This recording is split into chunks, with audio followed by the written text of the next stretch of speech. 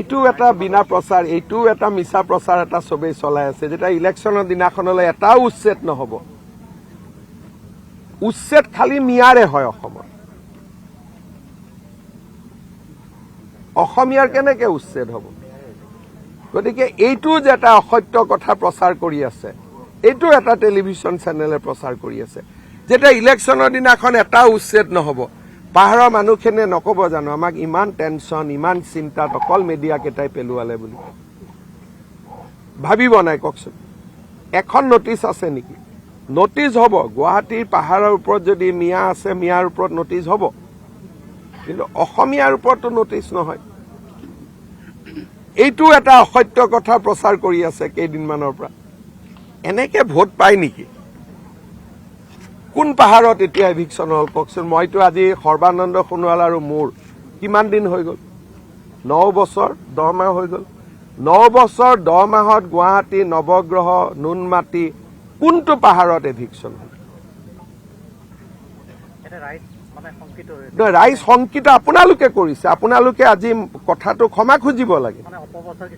অপপ্ৰচাৰ কোনে কৰি আছে? মিডিয়াই। আপোনালোকেই কৰে, আপোনালোকেই প্ৰশ্ন সোধে। অপপ্ৰচাৰটো মই এটা পাৰ্টিকুলাৰ চেনেলত দেখিছো আৰু মই উত্তৰো দিয়া নাই। মই ভাবিছো নিজেইতো গম পাব ইলেকশ্যনৰ দিনাখনলৈকে যেতিয়া এভিকশ্যন নহল। এই যে এইবিলাক প্ৰচাৰ কৰাৰ কাৰণে কাৰোবাৰ হাৰ্ট এটেক হয়, কাৰোবাৰ চুগাৰ বাঢ়ে, কাৰোবাৰ ষ্ট্ৰোক হয়, এইবিলাকৰ মিডিয়াৰ ৰেছপন্সিবিলিটি কি থাকিব? কিবা এটাতো দায়িত্ব থাকিব। আৰু বাৰে বাৰে আমি কৈ আছো যে গুৱাহাটীত মানুহক আমি মাটি পট্টন দি আছো, তাতে কেবিনেট ডিচিশ্যন হৈছে প্ৰিমিয়াম নোলোৱা, আৰু কিমান হাজাৰ হাজাৰ মানুহে পাহাৰত পট্টা পাই আছে, আৰু আপোনালোকে কৈ আছে এভিকশ্যন কৰিব। এইটোতো কোনো যুক্তি নাই। না কোনোবা মন্ত্ৰীয়ে কৈছে, না কোনোবা অফিচাৰে কৈছে, এনেই চলাই দিলে নিউজটো।